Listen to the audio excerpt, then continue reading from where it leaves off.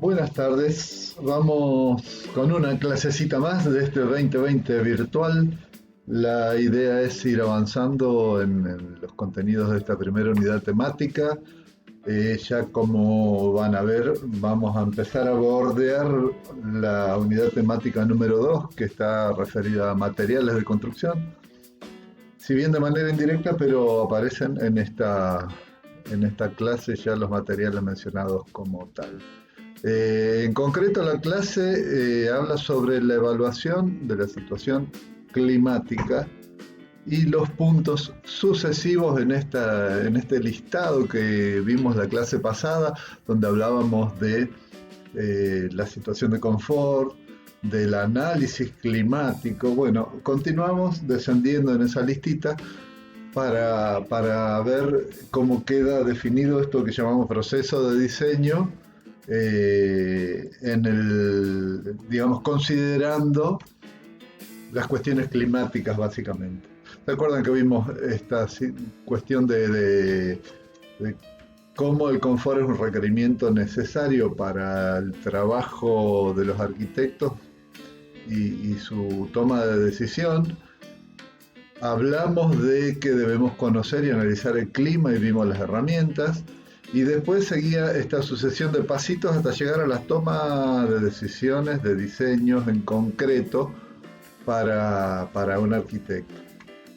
Repasamos estos dos primeros puntos que salen tildados, pero muy rápidamente. ¿Recuerdan? El confort humano es la condición básica en la cual la persona está relajada, digamos, está sin grandes esfuerzos físicos para adecuarse a las condiciones ambientales.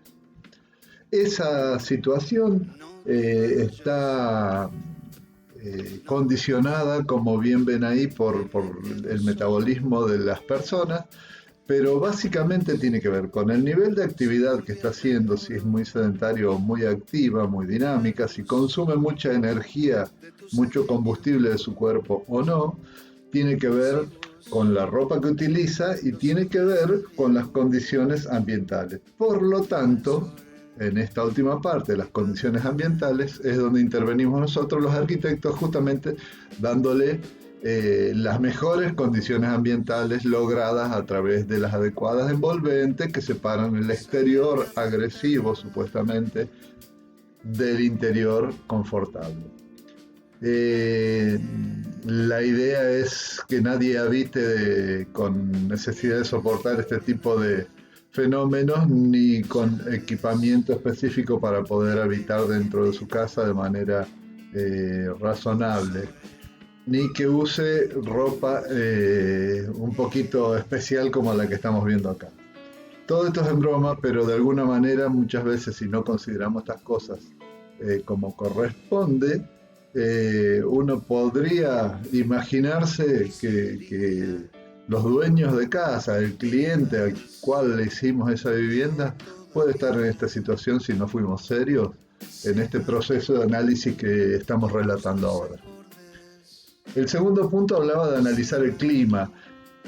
Y se acuerdan que iniciamos hablando de que todos conocemos lo que es el clima de un lugar como una definición muy genérica, pero ahondamos en el movimiento aparente del sol, ahondamos en la serie de datos que uno considera para definir verdaderamente el clima, como las temperaturas, humedades, nubosidad, heliofanía, la altura con respecto al nivel del mar, proximidad o no a fuentes de agua muy grandes que condicionan los saltos térmicos. Hablamos de la radiación solar y cómo variaba según la posición del plano que estábamos estudiando en cuanto a su orientación, si era vertical aparte o si era horizontal o inclinado. Y bueno, todo eso nos tiraba un montón de datos que también mencionamos que son estadísticos, son registros de muchos años, entonces con las medidas medias de esos valores, uno de alguna manera define el clima de cada lugar. Pero con todos esos datos solo era hasta que apareció alguien como Don Olgiay, era como muy difícil darle forma a esta interpretación del clima. Entonces ahí vimos el climograma del GIAI, que definía una zona de confort, que por debajo de esa zona de confort, como las temperaturas están en el eje Y, el cero está abajo, a medida que nos íbamos descendiendo en ese esquemita por debajo de la zona de confort, nos hacía falta más energía térmica, más intensidad de sol, que es lo que se ve más o menos ahí. Y también hablamos de que si estamos en un clima que es muy nublado y esa necesidad de sol no es fácil de ser satisfecha porque no hay sol, porque está nublado, justamente aparece la necesidad de incrementar la cantidad de cló, que era la medida del abrigo de la ropa que nos proporciona. Así como vimos que si estábamos por arriba de la zona de confort también eh, era necesario canalizar los vientos del lugar donde estábamos trabajando para que pasen por dentro de la habitación y nos refresquen por sudación, o había que humidificar, y bueno, esto nos daba todo el esquemita de cómo empezar a trabajar, pero claro, de ahí a decir, hago la pared más gruesa, más ancha, con aislación térmica, sin aislación térmica, con tales o cuales características, hay un largo trecho, que es el que estamos justamente devanando ahora. También mencionamos que había otras alternativas a OLGI, como el diagrama de Givoni, y otros más que se han desarrollado con el tiempo, pero nosotros en primer año nos quedamos muy satisfechos con que manejen el climograma de OLGI adecuadamente. Así que le vamos a dar bastante rosca durante el año para que esto sea un hecho concreto y fácil de manejar para ustedes, que estén bien entrenados. Bien, de acá en adelante comenzamos en concreto lo que es lo novedoso de la clase. Si ustedes van hacia atrás en los teóricos van a ver que el punto 3 decía un diagnóstico de situación, realizar un diagnóstico de situación.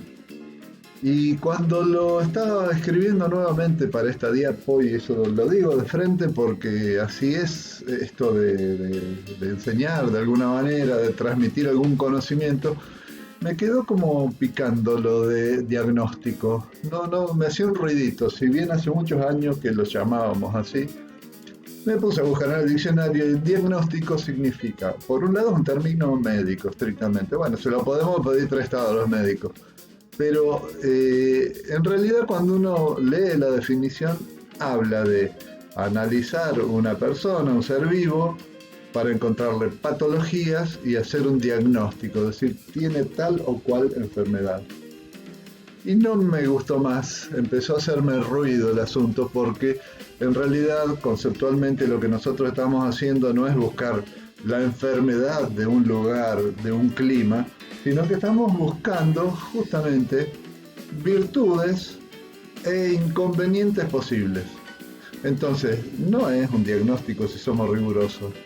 Es más una evaluación de lo que tenemos disponible en ese clima para justamente poder decir, esto me sirve un montonazo, lo voy a aprovechar, no me cabe duda. Y esto lo veo medio complicado, lo voy a dejar de lado. Entonces, en función de esa condición climática, evaluamos y sale lo que vemos acá. En este clima hace falta calentar, hace falta refrigerar.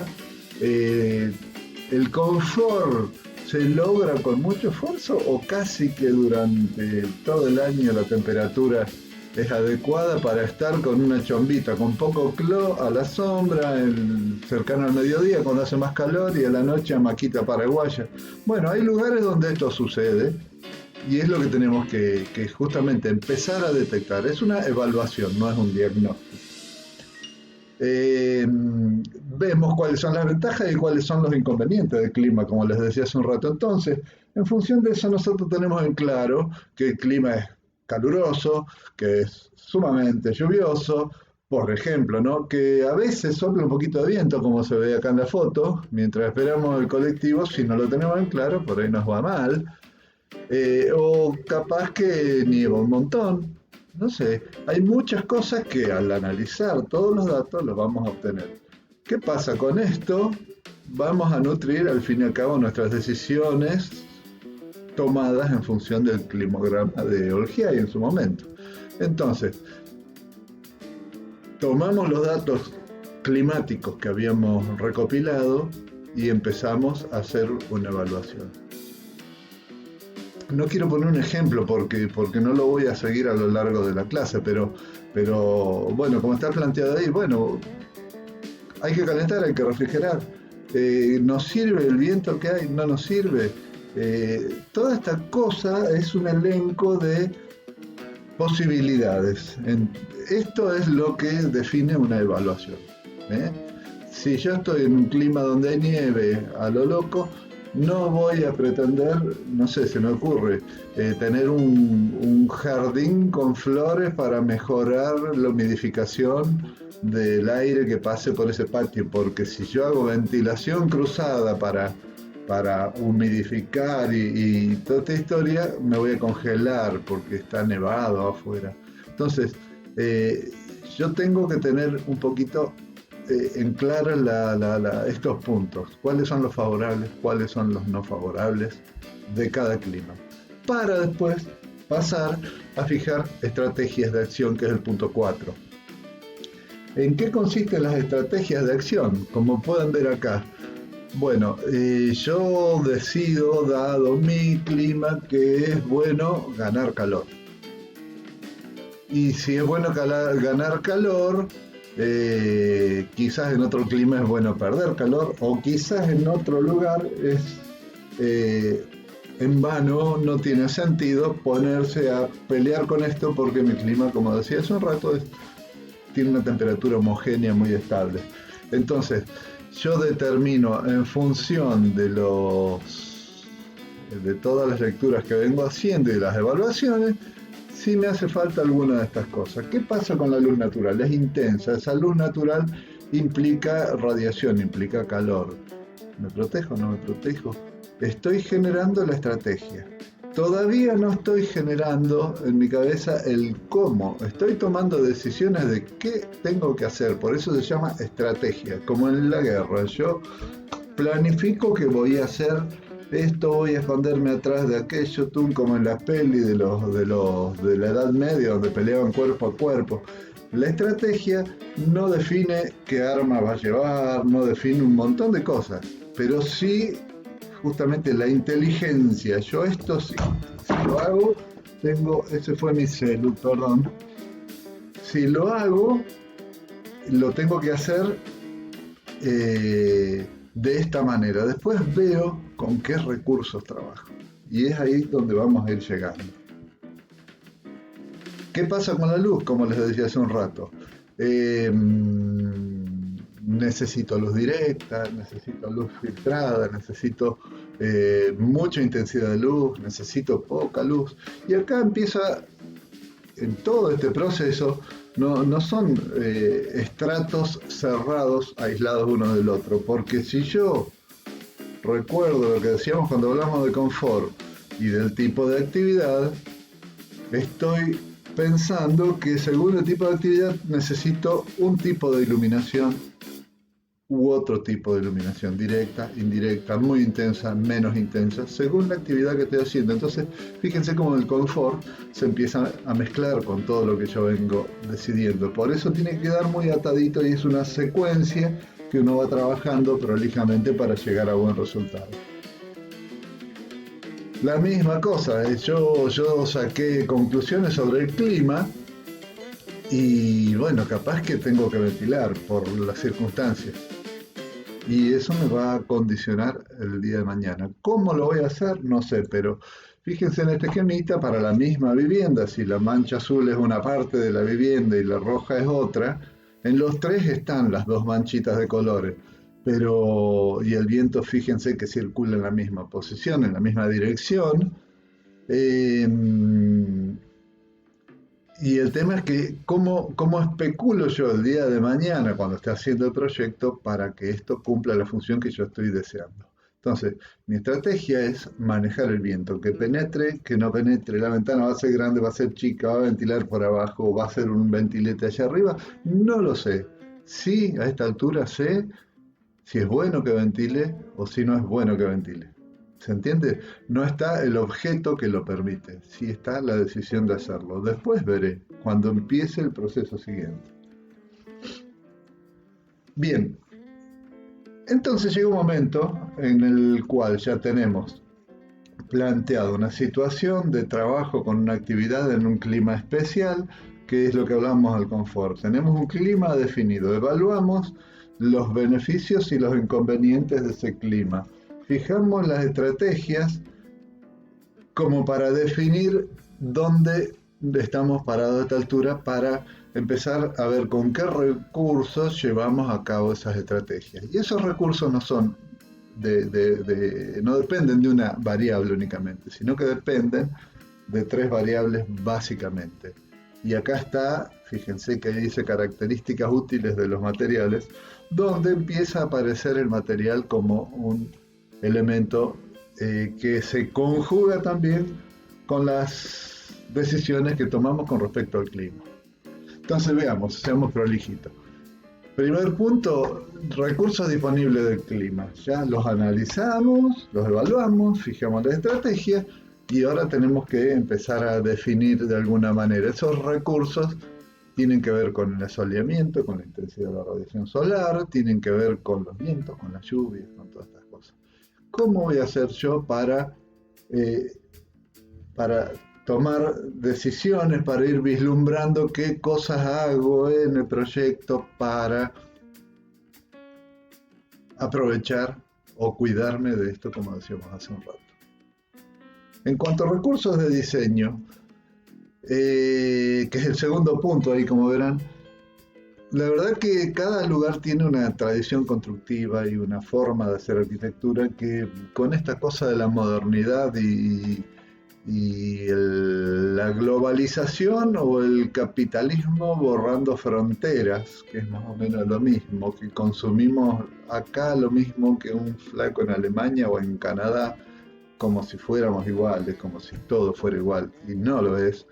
Entonces eso nos obligó de alguna manera, por esta onda mímesis que hay, a dejar de lado muchas tradiciones. Y acá en nuestra tierra, antes del presunto descubrimiento de América, mentira, pero así le llamamos, la gente que vivía en estos pagos, los nativos, los originarios, construían de una manera muy adecuada a las circunstancias climáticas. Claro, no hacían viviendas como la que teníamos nosotros, pero sí aprovechaban fenómenos de la materialidad que ellos disponían, los muros de piedra, el suelo y su vinculación con el acumular calor o no. Entonces semienterraban las viviendas y en cada lugar del país, según circunstancias climáticas, tomaban definiciones que venían experimentadas por cientos de años de gente de su pueblo viviendo en estas circunstancias. Por lo tanto, como nadie es tonto y prefiere morirse de frío antes que pensar, solito se fue generando una tradición donde uno puede interpretar, leer, copiar, emular situaciones de adecuación a las circunstancias climáticas. De todos modos, por un lado, sin desconocer la historia, nosotros tomamos decisiones, pero no solo esas, porque fíjense acá cómo está planteado. Ha habido materiales que hace 500 años no existían, existen hoy materiales que no existían. Hoy tenemos otras formas constructivas, tenemos muchas variables que tienen que ver con la forma, con juntar, con separar la obra de arquitectura en sí o las obras para que el aire fluya, para que haya sombra, que uno provoque sombra o no en el otro que está al lado, que tienen que ver con decisiones de diseño. Y obviamente vinculadas al clima. El diseño, insisto, no es como por ahí uno tenía en la cabeza previamente una cuestión de estética simplemente. Ya el diseño es algo mucho más complejo, que involucra muchas más variables, que cuando más las conozcamos, mejores arquitectos seremos. No solo en lo estético, en el resto de las cosas no tan visibles como esto que estamos hablando. Y bueno, llegamos al punto donde aparecen los materiales. Las características útiles de los materiales tienen que ver con propiedades que las vamos a ver en las clases siguientes, que le confieren a los materiales de construcción distintas propiedades térmicas, estéticas, vinculadas al flujo de energía a través de sí, energía térmica básicamente. Eh, en este caso que estamos haciendo una lectura de cómo nos acomodamos ante el clima, no vamos a considerar directamente propiedades de los materiales que tienen que ver con la estructura y la resistencia, pero sí es parte de la materia y obviamente es importantísimo y es una de las variables más que se incorporan en el hacer arquitectura cuando hablamos de que tiene que resistir, no se tiene que romper, bla, bla, bla, que eso tiene que ver con otro campo, pero que también lo vamos a abarcar el día de mañana. Básicamente acá hacemos hincapié en esto que se ve, que no se asusten, tiene su complejidad, pero va a haber una clase no muy larga, pero bonita y precisa para que puedan entender esto. Básicamente los materiales, cuando hablamos de su comportamiento en cuanto a lo que nos vincula al análisis que estamos haciendo, que el material trabaje a favor nuestro en un clima determinado, tiene dos parámetros extremos. Uno, los materiales que son aislantes térmicos, que dejan del lado de afuera, que evitan la transferencia térmica de un lado hacia el otro, por lo tanto yo genero una cosa totalmente distinta entre el interior y el exterior, y otros materiales que permiten ese flujo de energía térmica, pero de una manera lenta, regulada. Necesitan tiempo para que lo que sucede en la cara exterior llegue de alguna manera disminuida, retrasado en el tiempo y disminuida en intensidad a la cara interior. Pero esos dos recursos nos permiten a nosotros arquitectos jugar con un montón de situaciones que nos proporciona el clima para protegernos o para realmente sacarle el jugo a un montón de cosas benignas que tienen determinados climas. Entonces, hasta ahora vimos, como para que entendamos esto, esta cuestión del confort que estaba vinculado a tres aspectos, ¿se acuerdan? La ropa, que eso es una libre decisión del usuario, la actividad, que está condicionada por lo que la persona que nos está contratando a nosotros, arquitectos, nos plantea que va a realizar en ese espacio, y después las condicionantes ambientales que tienen que ver con el clima, que nosotros tenemos que lograr regular para lograr ese confort en esas circunstancias que nos están planteando. Para eso debemos conocer el clima, que si ustedes ven acá yo estoy generando como dos líneas paralelas que en el tercer punto se juntan, ya con la información de lo que es confort y con el conocimiento del clima empezamos a realizar una análisis más profundo, pero considerando, como decía hace un rato, todos los antecedentes previos que hemos ido acumulando. Entonces realizamos la evaluación, fijamos las estrategias, vemos los recursos que disponemos y llegamos al punto 6, que es donde empezamos a tomar con todos esos antecedentes decisiones de diseño. Ese punto 6 es el que comenzamos a ver ahora, y presten atención porque son muchos puntos, no se asusten, esto lo pueden repasar, está en los apuntes, vamos a ser prácticos, pueden preguntarle a sus profes. No es cuestión de que lo aprendan de memoria, esto es más existencial, diría, que memorístico. Está bueno que ustedes comprendan que hay elementos que tienen mucho que ver con el resultado final de la arquitectura y no son solo estéticos. Lo voy a repetir 1000 veces y ya lo dije en otras clases. Es sumamente importante esto para nosotros en la materia. Y creo, o creemos, para no ser tan ego, que es necesario que ustedes lo incorporen. Los va a hacer mejores arquitectos, sin ninguna duda. Entonces, para tomar decisiones de diseño tenemos tres carriles, digamos, que se superponen y finalmente confluyen en uno. No se puede elegir uno y desconsiderar el resto, pero los vamos a ir viendo de a unito. Uno tiene que ver con el microclima del lugar, el otro tiene que ver con el diseño, diría, con el edificio en sí que yo voy a plantear, y hay otro que está vinculado a los materiales que voy a usar y cómo los voy a usar. Entonces, fíjense ustedes, en relación al microclima del lugar, el agrupamiento de los edificios, que ya vamos a ver uno por uno, con fotitos, es uno de los elementos a tener en cuenta. La ubicación, las orientaciones y el tratamiento del entorno de aquello que yo estoy proponiendo como arquitectura. En relación al edificio, tiene que ver la forma exterior, la disposición interior, las envolventes transparentes y opacas, cuánto volumen hay de agujeros y cuánto de lleno, qué característica tienen esos agujeros, qué característica tienen esos llenos, las paredes opacas. Y el octavo es instalaciones de acondicionamiento pasivo, porque ustedes como arquitectos también tienen recursos, que ya los van a ver ahí, que si bien forman muchos de ellos partes de la envolvente, si no los conocen y los incorporan, no existen. Y si no existen, se pierden de aprovechar muchas circunstancias favorables que la dejan pasar. Y después, vinculado a los materiales, tenemos que conocer una serie de cosas vinculadas al ciclo de vida, que esto se ata con aquella primera clase y la crisis ambiental y nuestra responsabilidad en cuanto a la contaminación, a la emisión de CO2 por parte de nuestro trabajo y la industria de la construcción. Y el décimo punto son las propiedades de los materiales, que yo mencioné hace un rato y que le vamos a entrar así como al hueso. Pero no en esta clase, sino en la próxima. Vamos a empezar del punto 1 en adelante.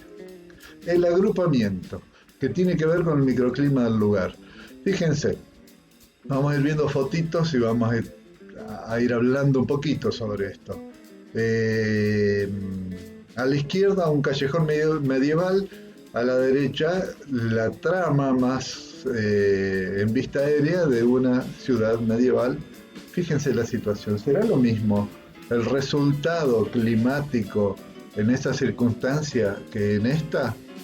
¿O que en esta situación, vivienda única, solita, metida en un claro del bosque?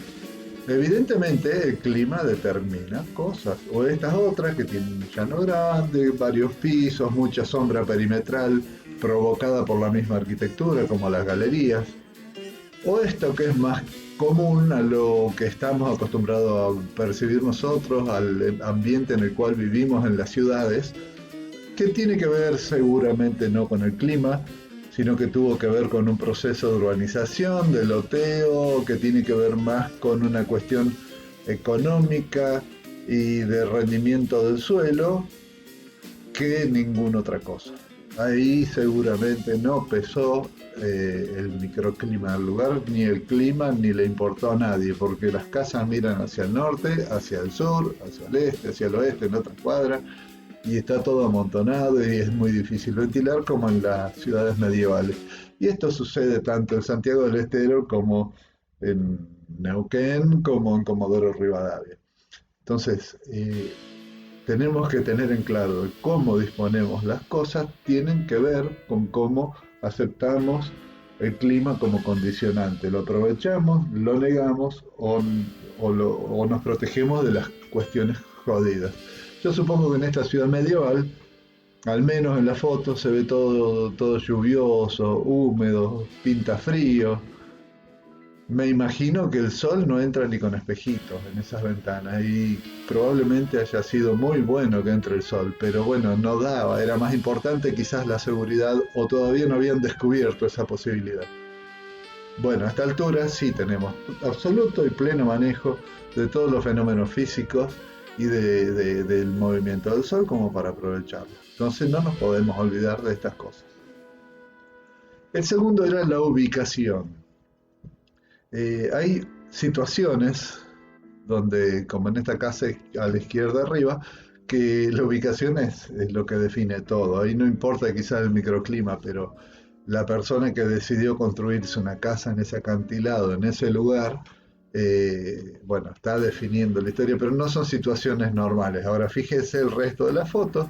eh, el clima define un montón de cosas. En el desierto hay una casita que pinta ser de fin de semana, está solita, pero la tradición histórica y las costumbres en los desiertos, en Medio Oriente y todo esto, hace que por las situaciones climáticas de gran salto térmico entre el día y la noche, eh, se generan este tipo de construcciones muy amontonadas, muy cobijadas una con la otra para que cuando haya frío estén transfiriendo calor entre sí. Y cuando hay mucha radiación solar, como se ve ahí, tienen muy expuestas muchas caras hacia el sol para que le dé el sol pleno y se caliente toda esa mampostería o adobe en este caso. Y así sucesivamente. Entonces, eh, ¿qué pesó en esta última foto que salió? Un estudio del clima, una imagen que tenía el dueño, el arquitecto que quería hacer una cinta. La verdad que a mí me quedan muchas dudas qué pasó con esto, pero bueno, está en el medio de la pampa húmeda, la llanura absoluta, una cosa toda así dispersa, hace calor, hace frío. Yo creo que por las circunstancias esa vivienda en invierno debe ser una heladera gigante. El día que hay viento no hay cómo repararse, tenés que estar encerrado, cerrar las persianas y todo para no morir congelado. Pero bueno, esas cosas suceden. Quizás me equivoco y funcione muy bien térmicamente esta vivienda, pero por ahí hay que tener cuidado. Yo lo pongo sin cuestionar la obra en sí, sino para que vean que hay cosas loquitas por ahí. Cuando en la última foto que salió abajo a la izquierda tenemos una ciudad con la densidad que tiene esto y aparece un cliente y te dice yo tengo ahí un lotecito que quedó de mi bisabuelo, obviamente sí, la ubicación nos condiciona, pero no va a ser mucho lo que podamos hacer. Pero bueno, pasa de todo en la viña del Señor. Eh, Nada, para tener en cuenta. Esta foto la pongo porque es lo que nos pasa hoy, donde claramente en una ciudad como Córdoba, donde el urbanismo no está pensado para el bienestar de la gente, sino que está pensado por empresas básicamente privadas, con fines de lucro, resulta esto, lotes mínimos, sin autonomía alimentaria, diría que sería un valor importante si el urbanismo lo contemplara, donde las orientaciones no pueden ser administradas por el arquitecto. Si se compró un lote que el frente da al norte, bueno, vas a tener norte en el frente. Y si compró un lote donde el frente da al sur, vas a tener el sur en el frente y una galerita al norte que viene bien en Córdoba. Pero el que le tocó la galería al sur, perdón, esa galería va a ser un invernadero todo el año. En algunos días de verano lo va a pasar bien, los días más calurosos, pero esto no es una situación que está pensada detrás del bienestar de la gente. Está pensada única, exclusiva y rigurosamente en comercio, beneficio económico, en el lucro. Y el que lo quiera hacer, que lo haga, insisto, ya lo dije antes. Lo que me mata a mí es que el Estado, que debería ser quien regula, en este caso la municipalidad, no pone ninguna traba en esto y deja hacer. Esos lotes se compraron hace poquito, tenían soja sembrada y se compraron a 2 pesos con 50 al metro y se venden no sé cuántos cientos de dólares el metro ahora, con un montón de infraestructura agregada y todo, pero es una cosa para analizar el urbanismo actual en nuestra ciudad. Generamos una ciudad más invivible que vivible y al cohete. Podríamos ser un poco más generosos. Y eso lo regula el Estado. Ahí va. Bien, el punto 3 hacía referencia a las orientaciones. Obviamente ya lo deben tener en claro que eh, es determinante orientar bien una vivienda. Ya hablamos de que las envolventes no van a ser nunca más iguales como quizás ustedes las tenían registradas según la orientación, van a ser distintas, tanto en su composición material, las opacas, como en cuál elegimos para abrir los huecos. Fíjense esta casa, que ahí tienen la planta, la foto esta está mostrando el frente. Esta zona sería, acá les muestro con el cursor, da al norte, por lo tanto recibe sol, como ustedes ya lo saben bien, recibe sol directo en esa zona y tiene por lo tanto ganancia directa de radiación solar, buena luz y calor, por lo tanto. Del lado opuesto, donde hay frío, como verán, mucho frío, porque es un clima donde nieva, donde el frío pega fuerte, claramente, ponen todo el equipamiento tapando de alguna manera la zona fría de la casa, vinculada al exterior por lo más frío, la cocina, los baños, depósitos, bla, bla, bla, lavadero. La zona de vida llena de sol. Entonces es coherente con el clima ponerlo de esta manera. Claro, esto en Santiago del Estero quizás no es lo adecuado. Cada clima determinará, eso lo verán ustedes, pero lo que hacemos es abrir así, ponerlo como un embudo para que el sol venga y nos coma, se meta hasta el fondo, porque es lo que necesitamos. Calor, calorcito, todo eso significa ahorro de energía, significa bienestar, salvo, guay, que eso sea una biblioteca. Claramente no lo es una vivienda, pero si eso fuera una biblioteca donde va la gente a leer y le da el sol sobre el papel que está leyendo, sería un error. Cada uso que tiene que ver con la actividad y que tiene que ver con el confort que hablábamos hace un rato, y en la clase pasada, determina estas decisiones de los arquitectos. Bien. El otro punto era el tratamiento del entorno. El clima me va a determinar a mí en un clima muy caluroso, muy pesado, donde el sol se lo escucha golpear contra las piedras de la intensidad que tiene.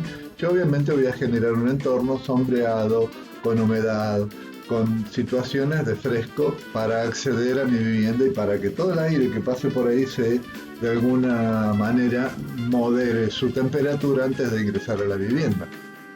Y si estoy en climas desérticos, fíjense esa fotito ahí en Humahuaca, por allá debe ser. El exterior no existe. Estás afuera, ¿qué podés hacer? Remontar un barrilete ahí. Es una situación muy compleja porque, guarda, les pasa a ustedes, en algún momento hacemos un ejercicio en plena Patagonia. A alguno de los compañeros le toca hacer un proyectito en la Patagonia, allá bien al sur, que es un clima parecido al de los desiertos que se ven ahí en la foto. En realidad no son desiertos, son estepas muy secas, muy áridas, porque no hay humedad, porque hay mucho viento, porque el suelo no es bueno. Y lo llenan de arbolitos para proteger del viento. En esa zona no crecen los árboles, que esa es otra realidad que tenemos que manejar. No podemos ser tan utópicos los arquitectos, o ignorantes más que utópicos. Es decir, estamos en Puerto San Julián, estamos en Río Grande, allá en Santa Cruz, y queremos poner plátano, jacarandáes, plantas que realmente son de climas templados o tropicales y que crecen frondosos. No existe la posibilidad. Entonces tenemos que ser cautos con eso para no meter la pata. Que no se nos rían. Entonces, en relación al microclima del lugar, ya vimos estos 4 puntitos. Vamos a tacharlos y vamos a seguir con el punto 5, que están vinculados al edificio o al diseño. Vamos a ver la forma exterior, la disposición interior, las envolventes transparentes y opacas y las instalaciones de acondicionamiento pasivo. La forma exterior del edificio. Ahí ven un iglú. El iglú, aparte de tener una forma semiesférica por una cuestión estructural, resulta que yo no sé cómo fueron tan genios, pero hagan el análisis. Si yo busco la forma que tenga para cubrir una superficie, la menor superficie de contacto con el exterior, es la semiesfera o la esfera. Yo contengo un volumen de aire mucho más grande con una esfera con menor superficie de contacto con el exterior que si hago un dado, si hago un prisma. ¿Se entiende? Entonces, Si yo tengo menos superficie de contacto con el exterior, disminuyo la posibilidad de intercambio térmico, por ejemplo, entre el interior y el exterior y viceversa. Entonces, lo que estoy logrando es exponer menos ese ambiente cuidadito que yo tengo dentro del iglú a las rigurosísimas situaciones exteriores. Entonces, muy compacto, muy chiquitito para que tenga el mayor volumen con la menos cantidad de superficie para que haya flujo térmico entre el interior y el exterior. Todo lo contrario a la foto del medio o a algunas de esas fotos que se ven ahí muy dispersas, muy despatarradas, que están evidentemente vinculadas a climas donde yo necesito todo lo contrario a donde hago un iglú. Necesito ventilación, necesito sombra, necesito tener plantas, necesito tener humedad, corriente de aire, etcétera, etcétera. O como este prisma que está aquí abajo, que el clima me lo planteará, yo tengo un volumen acotado, porque tampoco es cuestión de hacer iglú en todos lados, llegar a la cumbrecita, ir a Bariloche y que sean todos iglú. No tiene sentido, un poco raro, ¿no? Entonces, la forma exterior a mí me posibilita o inhibe los intercambios térmicos con mayor o menor intensidad. La distribución interior está vinculado a lo que decíamos recién de las orientaciones. Si ustedes ven esta planta así solita, capaz que no les dice mucho, pero si yo les hago este esquemita y pongo áreas de servicio o tapón en la cara sur y en las áreas servidas o de vida, las áreas donde uno permanece, que en este caso es un comedor, las coloco al norte, en el hemisferio sur, para tener en un clima frío buena ganancia de energía térmica, sol directo que me da bienestar, y dejo el lavadero y dejo las zapatillas sucias allá al fondo donde entro a trabajar, a hacer otro tipo de actividades y no permanezco quieto leyendo. Por ejemplo, por lo tanto no me molesta que haga un poquito más de frío. Y resulta como muy estratégico hacerlo de esta manera. Uno por ahí encuentra viviendas nuevas, hechas por arquitectos, donde pasa al revés. Quizás la cocina tiene pleno sol y los ambientes donde la gente se sienta a comer no puede estar en invierno. Por suerte nuestro invierno es bastante corto y benigno, pero y es tremendo cuando uno puede comer al solcito o con buena temperatura sin necesidad de tener el sol sobre el lomo, pero en un ambiente asoleado donde haya ganancia térmica. No, lo hacemos al revés. Muchas veces es imposible, debido o a razón de esto que comentaba recién. Tenemos un urbanismo que nos juega en contra de todas estas búsquedas. Muchas veces están mal comprados los lotes, aparte de haber sido mal hechos. La gente compra el lote y si el arquitecto lo asesora con tiempo antes de comprarlo, por ahí podemos evitar esto. Pero por ahí la gente tiene el lote, lo heredó o lo compró barato en un remate, lo que sea, y bueno, hay que acomodarse. Pero qué lindo cuando vos tenés posibilidad como arquitecto de jugar tanto en la elección del lote como de poder aprovechar realmente los recursos que nos proporciona el clima, ¿no? Entonces, claramente, fíjense, confieso, no es la misma obra, pero perfectamente podría ser en un clima como el de Córdoba. Al sur, ciego, absolutamente, baño, los fondos de los placares, la cochera, lo que sea, y al norte totalmente abierto. En verano, con un pequeño recursito de parasoles, evito el ingreso del sol, y en invierno, en días como estos que están tocando, que está empezando el frío, es maravilloso permanecer en la cara norte, que son los ambientes de estar, de vivir, de habitar, de permanecer en la casa. ¿Se dan cuenta? Entonces, claramente todo se va atando. El tratamiento de la envolvente es otro de los temas que estaba dando vuelta. Yo tengo 1000 alternativas, ustedes las verán. Algunas, lamentablemente, responden por ahí más a esto que planteaba, a la imagen que yo quiero mostrar, que a la realidad analítica del clima en el cual estoy construyendo. Cuando uno las ve, no sé, no dice nada, pero cuando yo empiezo a chusmear estas 6-7 fotitos, y bueno, un muro verde, qué hermoso, están de moda, está re lindo eso con un muro verde. No sé en qué clima está, pero lamentablemente los muros verdes no juegan a favor de muchas circunstancias, y si juegan a favor en determinados climas requieren tanto mantenimiento, tanto consumo de agua y tanto recambio de las plantitas para que estén sanas, que en vez de ser ecológicos como pretende ser, pasan a ser un daño ambiental, no ecológico. Y bueno, hay muchas cosas de cuestionar que ya las iremos viendo a lo largo del año, pero cada envolvente debería tener, como yo les digo, un tratamiento específico adecuado al clima. Algunas pueden acumular calor en invierno y irradiarlo a la noche hacia el interior. Como yo ya voy conociendo el movimiento del sol, puedo saber que el sol en verano está muy alto, entonces le da a determinados muros rasante y no los calienta tanto, aunque sea muy intenso, pero él pasa casi tangente, entonces no se calienta. Pero en invierno sí está más agachadito, entonces yo puedo aprovechar ese recurso. Y hay envolventes que probablemente no tengan nunca posibilidad de ganar energía térmica. Y entonces si yo estoy en un lugar que lo quiero mantener a 18 o 20 grados en el interior, la cara sur no recibe nunca energía térmica del sol porque no recibe asoleamiento.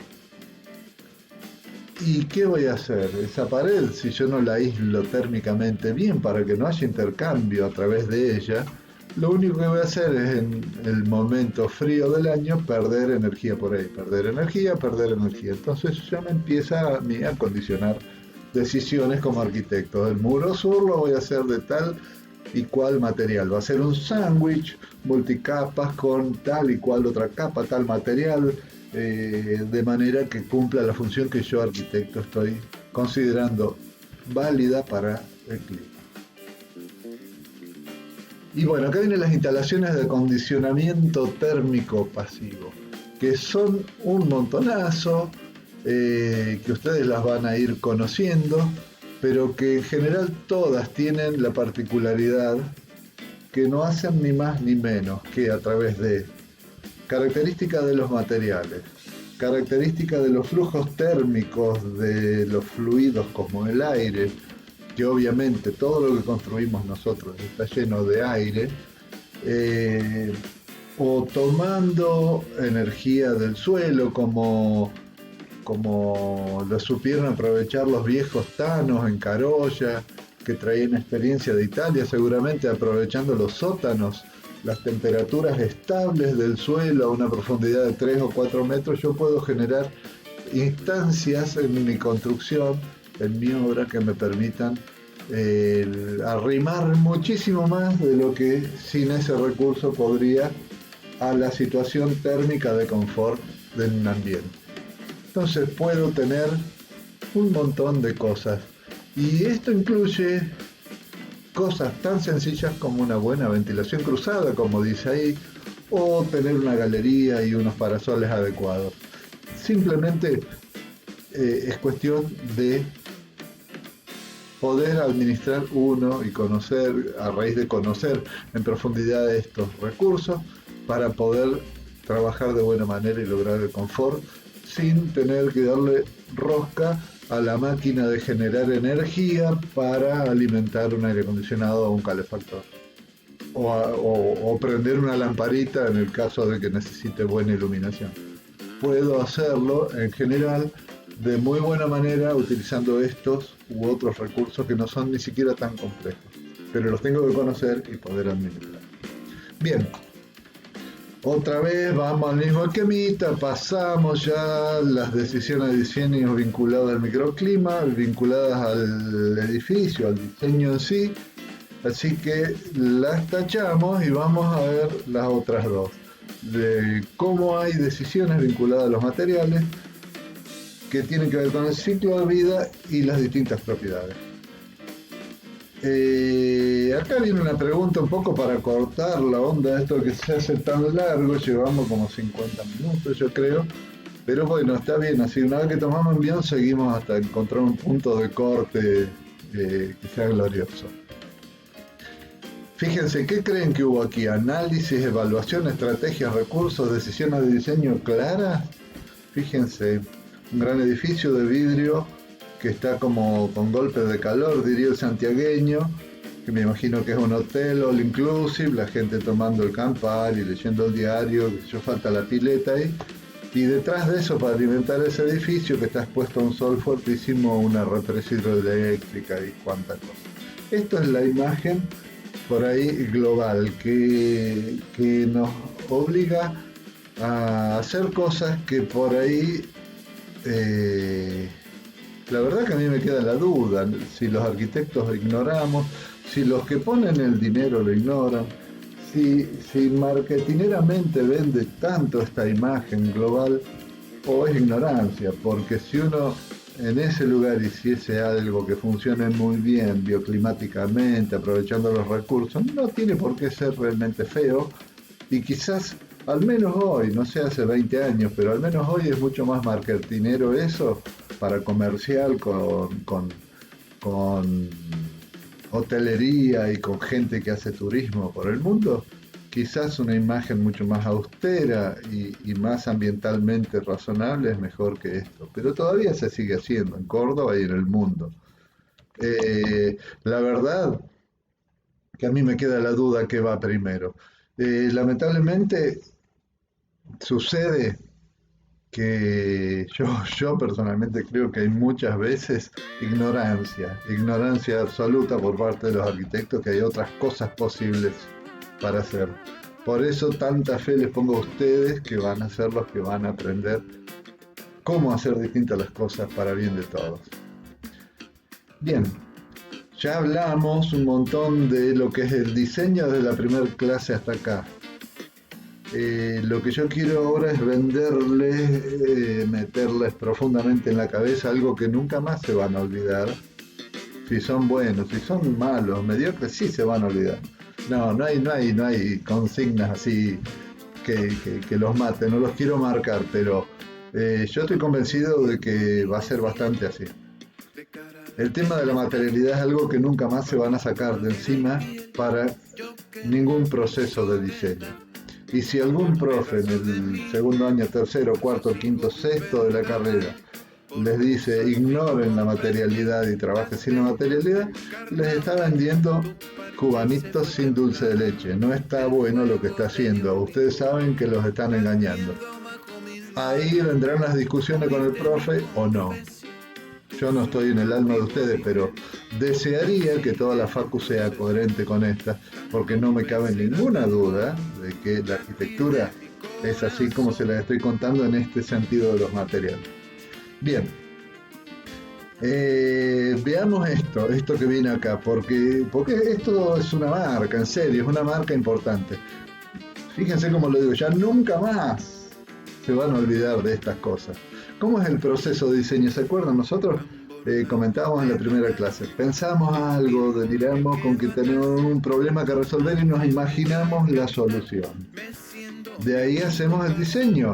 Estamos resolviendo un problema. Acuérdense, no es solo una búsqueda estética, es un problema de habitar, es un problema de alguna funcionalidad, es un problema de darle espacio a una producción industrial, lo que fuera, a un espacio exterior para recreación, pero estamos resolviendo un problema, no se olviden. Entonces nos imaginamos un poco como en la primera diapo. Lo diseñamos, proyectamos, cerramos el proyecto, lo hacemos a escala en papel, lo construimos y ahí aparece la obra que yo ya decía en aquel momento que es necesario tenerlo en claro, que esto surge como necesidad si estamos haciendo arquitectura, se construye, decidimos si ese ladrillo es hueco, si es más ancho o menos ancho, si va a tener tal tipo de estructura, si va a tener aislación térmica o va a tener la otra virtud de los materiales opuesta a la aislación térmica, que es la inercia térmica. Decidimos orientaciones, decidimos todo esto que veníamos diciendo hace un rato y también la estética, obviamente.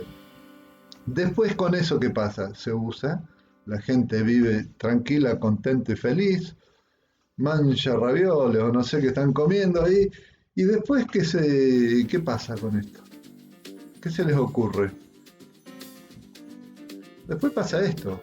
En un momento más tarde que temprano, y ojalá sea así, porque destruir algo construido realmente es un daño complicado ambientalmente. Hay veces que es inevitable, pero a ver, acá en Nueva Córdoba hace 30 años, 40 años, estaba lleno de unas casitas hermosas, muy europeas, muy lujosas, muy bellas espacialmente, arquitectónicamente, con sus materiales de primerísima, y por una cuestión especulativa se demolió todo y se construyeron edificios como ustedes ven ahora.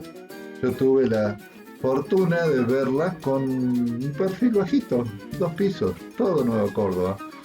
Y realmente se demuelen antes de lo que uno se imagina. A mí me ha tocado cosas que yo construí en 25, 30 años que tengo de arquitecto que ya están demolidas porque convenía, no es porque se deterioró tanto que había que demolerla. Por Dios, estarían en pie 200 años mis obras. En realidad, situaciones que no tienen que ver con la calidad de la arquitectura, sino con el mercado, diría, hacen que se demuela. Al fin y al cabo llega, y eso es el ciclo de vida de la arquitectura. Y todo eso lo tenemos que tener en cuenta. Tenemos que tener en cuenta, como dice ahí en la calecita, hasta que da vuelta, qué material usamos, cuánto material usamos y cómo lo usamos. Pero no solo eso, sino que ahí viene el ciclo de vida del material que les cuento, que es lo realmente importante, y esto sí les aseguro no está tenido en cuenta en la Facultad de Arquitectura prácticamente nunca, pero tampoco está tenido en cuenta en el mercado argentino. Si uno quiere comprar un material que tenga el ciclo de vida certificado o su procedencia, su origen de procedencia certificado, prácticamente no se consigue. Hay un problema de legislación, hay un problema de cultura, hay un problema de mercado muy importante que todavía no permite que esto cambie. Pero ya va a cambiar, quédese tranquilo. Fíjense, acá define 4 procesos en el ciclo de vida de los materiales, pero es como un trencito largo y yo se los cuento antes de leer el resto. Los materiales de construcción, ¿de dónde salen? Del suelo, de la tierra, del planeta. Como decíamos allá en las primeras clases, como el 60% de los materiales que se extraen del planeta van a parar a la construcción.